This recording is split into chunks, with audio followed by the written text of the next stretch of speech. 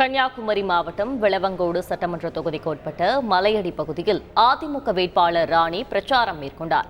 அப்போது ரேஷன் கடையில் அடிப்படை வசதி இல்லை எனவும் தரம் உயர்த்தி தரவும் பொதுமக்கள் கோரிக்கை விடுத்தனர். உடனடியாக செல்போனில் சம்பந்தப்பட்ட அதிகாரிகளை தொடர்பு கொண்ட வேட்பாளர் ராணி பேசினார். உடனடியாக ஆய்வு செய்து நடவடிக்கை எடுப்பதாக அதிகாரிகள் வேட்பாளரிடம் உத்தரவாதம் அளித்தனர்.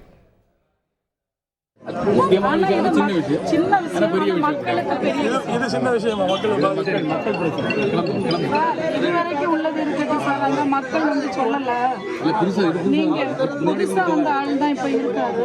பழைய ஆள் கம்ப்ளைண்ட் பண்ணியிருக்காரு. இங்க ஒண்ணுமே பண்ணி கொடுக்கலையா? கரண்ட் இல்ல. இன்னொரு பிரச்சனை அந்த டோர் 2 டேஸா கரண்ட் இல்ல. டோர் இல்ல சார். எல்லாம் உடனே பண்ணி கொடுங்க. அந்த மக்கள் அவ்வளவு பிரச்சனையில இருக்காங்க. 35 பேருக்கு தான் அரிசி கொடுக்காங்க. மிச்சம் பாக்கி உள்ளவங்க திருப்பி போறாங்க. போட்டோ எடுத்து